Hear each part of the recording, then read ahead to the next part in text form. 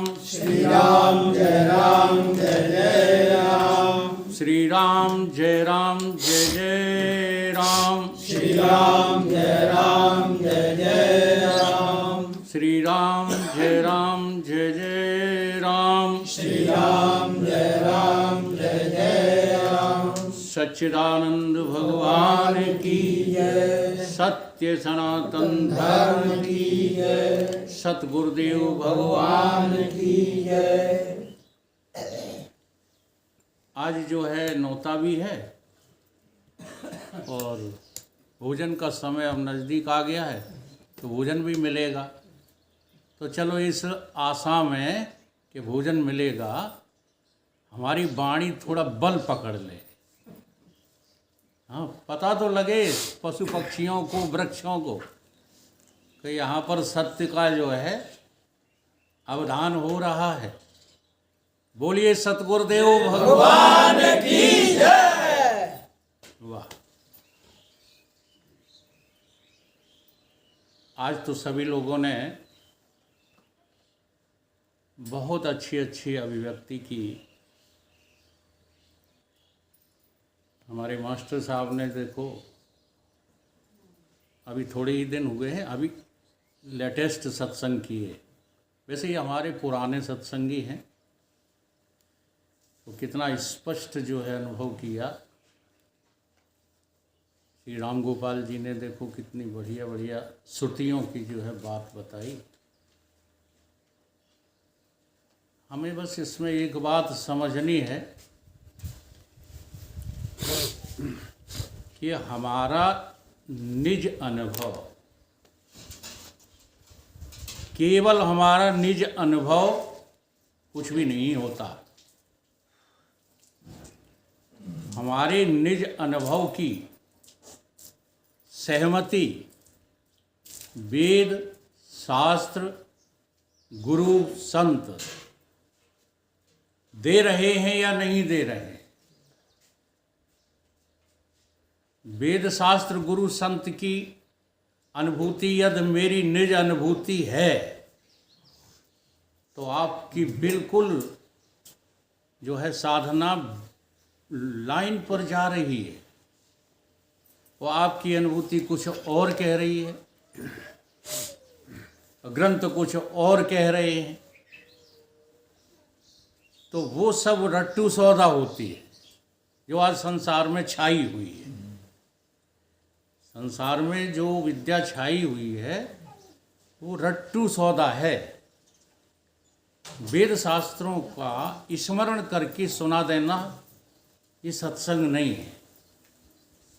वेद शास्त्रों के अनुसार हमको कुछ अनुभव हो रहा है कि नहीं हो रहा है,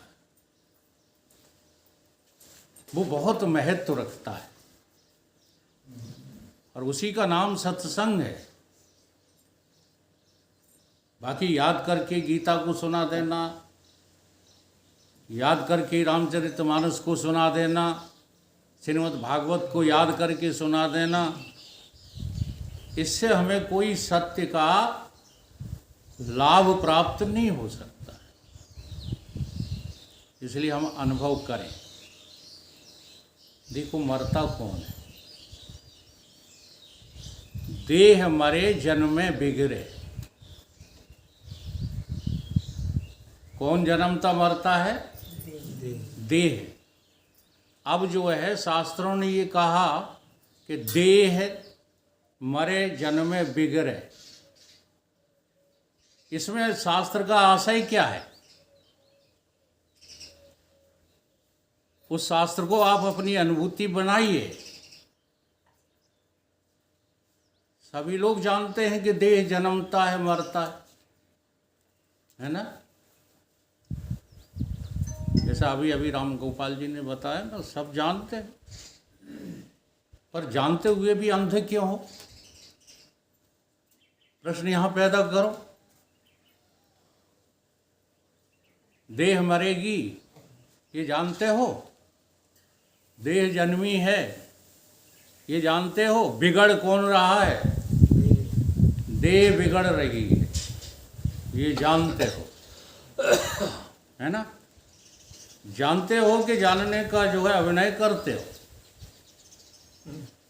जरा देखिएगा। सही, अभिनय में वो जानने में होता है।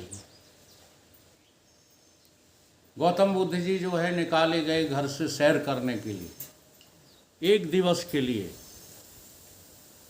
क्योंकि सिद्धार्थ के विषय में उनके पिताजी को किसी ज्योतिषाचार्य ने ये कह दिया था कि ये बालक यदि कहीं बाहर निकल करके गया तो फिर ये तुम्हारे राज्य के काबिल नहीं रहेगा। इसके अंदर वैराग के कीटाणु इतने पनप चुके हैं कि अगर एक पल को भी इसने वो दशा देख ली तो ये फिर संसार के मतलब का नहीं रहेगा। अब जरा देखिए, सिद्धार्थ रथ पर बैठकर के निकले ही हैं कि सबसे पहले कौन मिल गया? बिगड़ा हुआ देह मिल गया। बंद कर दो उसको भैया, चित्त जो है डाइवर्ट हो जाता है। बीमार व्यक्ति मिल गया। अब जानते नहीं हैं कि ये बीमारी होती है, बीमार आदमी कैसा होता है, ये वो नहीं जानते। इतने भोले हैं, पूछते हैं अपने रथी से, सारथी से कि ये कौन है, इसको चार लोग क्यों पकड़े हुए हैं? वो सारथी ने बताया कि बीमार व्यक्ति है, इसका देह जो है वो बिगड़ चुका है। आज सिद्धार्थ ने जान लिया कि देह के हमारा भी बिगड़ेगा। कि तुम्हारा अगला प्रश्न, बोले हाँ तुम्हारा भी बिगड़ेगा। जान लिया कि जो जो जन्मा है सो बिगड़ेगा, बिना बिगड़े नहीं रह सकता। आगे चलते हैं तो देखते क्या है, एक वृद्ध शरीर जो है जा रहा है, लाठी टेकते हुए, चल नहीं पा रहा है, पैर डगमगा रहे हैं। फिर पूछते हैं ये कौन? अब देखो ये कथा सबकी सुनी हुई है और सारे भागवताचार्य इस कथा को सुनाते हैं, लेकिन सिद्धार्थ कोई नहीं हो पा रहे। भले वेदांत की कथा सुना गए हों, अब मैंने तो नहीं सुना, आप ही लोग बता रहे हो कि जो वकील साहब बोलते हैं वही हमारे आचार्य जी बोल गए। अच्छा, जब वो बोल गए हैं तो धन क्यों ले गए? जरा सजग रहिए। अगर वो मेरी तरह बोल गए हैं, मेरा ही आत्म जो है विवरण उन्होंने तुमको करके सुना दिया है, तो आप ये निर्णय लेकर के बताओ कि धन क्यों ले गए फिर उसके बदले में? अगर धन ले गए हैं तो जो मैं यहां कह रहा हूं वही बात है कि नहीं? कि जानते हुए भी अभी वो कुछ नहीं जानते। नहीं, धन से लालच क्यों? और बातों से संबंध क्या? ये भीड़ मेरा सत्संग सुने, इसमें जो है हाँ मजबूरी क्या?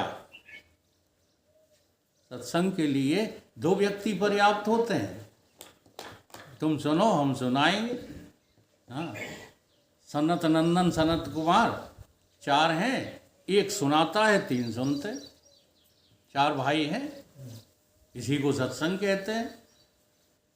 सत्संग तरने के लिए होता है। सत्संग जो है संसार में प्रोग्रेस करने के लिए नहीं होता, सांसारिक उन्नति के लिए नहीं होता। तो यहाँ वृद्ध आदमी को भी जान गए आज कि हमको भी वृद्ध होना है। बोले हाँ, आपको भी वृद्ध होना है। तब तक जो है एक शव मिल गया, उसकी दशा को भी वो जान गए सारथी के द्वारा कि हम भी एक दिन ऐसे ही जो है सब को प्राप्त होंगे। बोले हाँ, आप भी इसी तरह सब में परिवर्तित हो जाएंगे। जान गए सिद्धार्थ, जिसे कहते हैं जानना। हाथ जोड़े और कहा रथ ले जाइए, अब मुझे कहीं नहीं जाना। अब तो मुझे वो ढूंढना है जो बिगड़ता नहीं है, जो जन्मता नहीं है, जो मरता नहीं, जो वृद्ध नहीं होता, उसकी खोज करना है। इसलिए अब तुम्हारी रथ की मुझे जरूरत ये है जानना। किसी को देखो गोस्वामी जी ने कितनी सरल भाषा में लिख दिया है, और आपको सब जो है यहाँ पर बेवकूफ़ बना रहे हैं।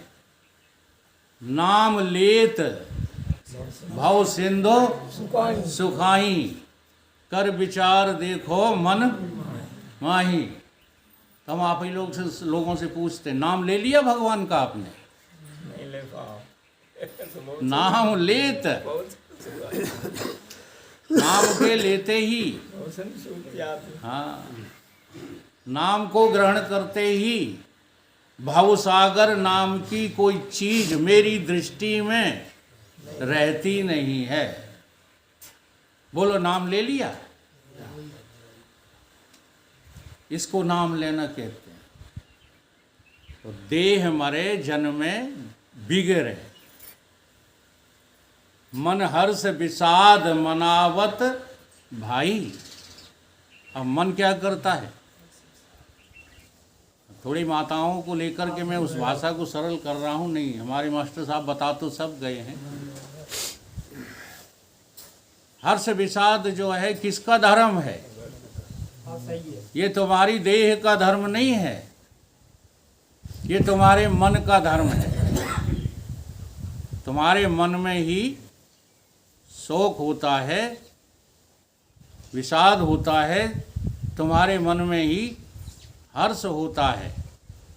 और ये मन एक ऐसा मसान है जो तुमको खामखा परेशान किए जा रहा है। एक मसान किसी सेठ ने प्रसन्न कर लिया था। ये दृष्टांत हजारों बार सुना होगा आपने। अब वो सारे काम करने के बाद इच्छा करता था कि अब मैं क्या करूं, अगर मुझे कोई कार्य नहीं दोगे तो मैं तुम्हें खा जाऊंगा। तो बेचारे सेठ जी परेशान होकर के किसी महापुरुष से मिले, अब मैं क्या करूं, ये मसान तो मेरे पीछे ही पड़ गया है, ये 2 सेकंड के लिए भी चैन नहीं लेता, कहता है मैं तुम्हें खा जाऊंगा, नहीं काम बताओ। हमारे जो भौतिक शिक्षक हैं, हमारी जो दुनिया के तमाम शिक्षाओं को प्रदान करने वाले हैं, वो तुमको केवल यही बात कह कर के छोड़ देते हैं कि मन को कर्मों में लगाए रखो, मन को कभी भी खाली मत रहने दो। क्या हो जाएगा इससे? मन को अगर तुम कर्मों में लगाए रखोगे तो कर्मों का जो फल आएगा वो तुम्ही को भोगना पड़ेगा या मन को? देखो,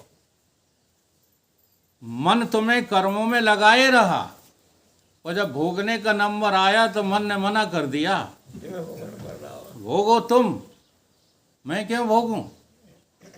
अब जरा स्पष्ट करो, क्या तुम मन हो क्या? मन और साधक की यही तो लड़ाई है। साधक कहता है मन मुझे बहुत परेशान करता है, मुझे चैन नहीं लेने देता, और मन कहता है कि हमने तो आज तक तुमको देखा ही नहीं, तुम हो कौन, फिर मैं तुम्हें परेशान कैसे कर लूंगा। इसलिए मन के प्रति सजग रहो। ये मन 3 कालों में है ही नहीं। ऐसी साधना करो, जब 3 कालों में मन होगा नहीं तो तुम्हें परेशान कर लेगा, फिर तुम मन का कहा मानोगे। तुम मन के अस्तित्व को स्वीकार किए बैठे हो और अपने अस्तित्व को विलुप्त कर दिया है, इसलिए मन तुमको परेशान करता। भगवान अर्जुन को यही समझा रहे हैं कि नहीं समझा रहे? हमारा श्लोक बोलना जो है लक्ष्य रहता नहीं है, लेकिन कुछ श्लोक गीता के अमृत तुल्य हैं, तो कहे बिना रहा नहीं जाता। कहते बैराग बैराग लोग चिल्लाते हैं, वो बैराग इतना सरल है, जी हाँ, उससे ज़्यादा रुपया कमाना भी कठिन है। आप लोगों को लगता है रुपया कमाना सरल है, आप लोगों को लगता है संसार के काम करना सरल है, जबकि एक साधक को जो है ये सब बड़ा कठिन लगता है।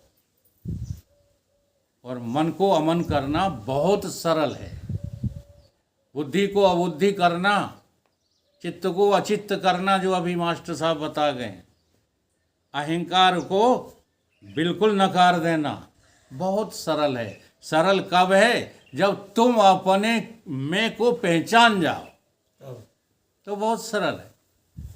हमसे तो लोग प्रश्न भी करते हैं तो देह बनकर करते हैं,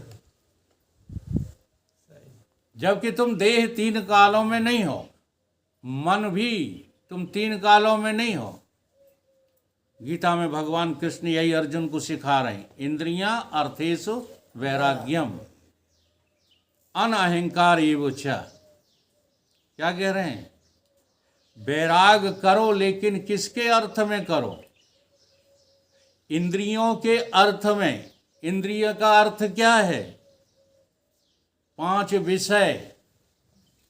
पांच विषय इंद्रियों का अर्थ। इंद्रियों का अर्थ का मतलब जानते हो? इंद्रियों का धर्म। पांच विषय हैं, तो तुम्हारा धर्म तो नहीं है? देख लो, सब अपने अपने धर्म में बरत रहे हैं।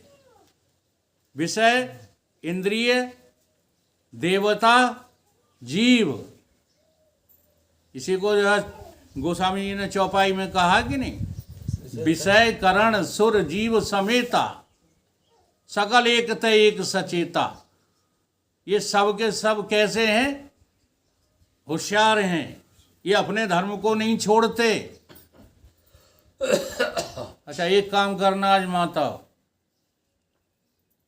आज जो है अपनी आंखों से सुनना, नहीं सुन सकते, कानों में ढट्टा लगा लेना आंखों से सुन सकते, और आंखों से सुनना। सुन लोगी? नहीं सुन पाए। अच्छा, आंखों पे पट्टी बांध लेना, फिर रास्ता देखना कानों से, दिख जाएगा? नहीं। देखो, और स्वाद लेना कैसे? नाक से मिल जाएगा? नहीं, स्वाद का सुगंध तो मिल जाएगा, लेकिन स्वाद नहीं मिलेगा। तो तुम्हारी एक एक इंद्री अपने अपने अर्थ में बैरागी है। वो अपने अर्थ को, अपने धर्म को छोड़ती नहीं है। इस अर्थ में कहा गया इंद्रियां अर्थेषु वैराग्यम। क्या मतलब जी? जी हाँ, तुम्हें गीता के रटे रटाए विद्वान गुमराह करते रहते हैं और तुम उनके ही पीछे जो है पूंछ हिलाए फिरते रहते हो। सच्चा सत्संग सीखो। तुम अपने इंद्रियों के धर्मों को अपना मत कहो। देखो कितना आसान है वैराग। ये इंद्रिय धर्म है, देखना, सुनना, सूंघना, रस लेना और स्पर्श करना। इंद्रियां अर्थेषु वैराग्यम। बोलना। जी हाँ, अनअहंकार एव च। अब इनको ताकत इंद्रियों को कहाँ से मिलती है? वो किसका धर्म है? वो है तुम्हारा अहंकार। अच्छा, ईमानदारी से बताओ, उधर जरा देखना, चार पहिया का वो जो वाहन खड़ा, उसका क्या नाम है? गाड़ी। सभी लोग बताओ, माता बताना, वो क्या खड़ी है? हैं? जल्दी बता दो। कार है? अच्छा, ये किसने देखी? तुमने देखी? जरा ध्यान दो। अब देखा आंखों ने, वो कहते आज हमने ऐसा दृश्य देखा कि अब वर्णन नहीं किया। अपन मिला लिए कि नहीं? तो आंख के धर्म को तुमने अपने ऊपर क्या कर लिया? लाद लिया। ये आरोपित नहीं, लदे हो, लदा माने गधा। जी हाँ, ऐसे ही पांचों इंद्रियों से और अपने अहंकार से हम लदे पड़े हैं। इस लाद को उठा करके फेंक दो। देखो है बैरागी की नहीं। अब तुम्हें कोई रागी बना जाए तो चुनौती दी है, लेकिन होता क्या है, तो हमारे महाराज श्री कहा करते हैं, जैसे लाद गजेंद्र की, वो दई गधे पर डार। लाद तो है किसकी? हाथी की। और किसके ऊपर डाल दी? गधे के ऊपर डाल दी। तो क्या सुलझवे की कौन कहे, उलझ उलझ मर जा। ठीक है, सारे भागवताचार्य तुमको तारने आते हैं कि मारने आते हैं? जरा सा भी जो है कतई अफसोस नहीं है। कम से कम भंडारे में लगे होंगे तो 5-10 लाख। ठीक है, जिंदगी भर की कमाई मिट्टी में मिलाई, इसके लिए पैसा कमा रहे हो।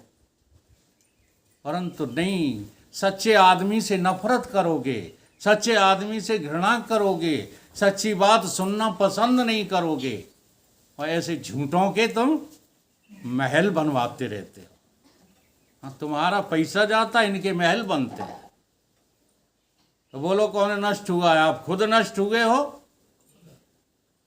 कि किसी ने तुम्हें नष्ट कर दिया है? हाँ, बेहोश हो। इंद्रियां अर्थेषु वैराग्यम अन अहंकार एव च जन्म मृत्यु जरा व्याधि दुख दोषान दर्शनम। जन्म मृत्यु देह का है और इसको तुमने अपने ऊपर लाद लिया है। बस जरा व्याधियां देह की हैं, तुमने अपने ऊपर लाद ली हैं। तो लादना तब छूटेगा जब ईमानदारी से परदोष दर्शन करना बंद कर दो। हम दूसरे के दोषों को जो है लादे रहते हैं। वैसे भी स्वाभाविक देख लो, अधिकांश आप आलोचना ज्यादा करते हो कि प्रशंसा? देख लो, ये किसका लक्षण है? अज्ञान का लक्षण है। इसलिए ज्ञानी बनो, भगवान के भक्त बनो, कर्तव्यनिष्ठ बनो, और ये सब तभी बन पाओगे जब सच्चे इंसान की सत्य कथा, सत्य वचन तुम धारण करोगे, सुनोगे। वो नहीं तो बड़ा मुश्किल है आज के युग में। हाँ, चारों तरफ शास्त्र वेदों की जो है बाढ़ आई हुई है, बाढ़। हरित भूमि तृण संकुल, सूझ पड़े नहीं पंथ, तिम पाखंड विवाद ते लुप्त भये सत ग्रंथ। ये सत ग्रंथ जो है लुप्त हो गए।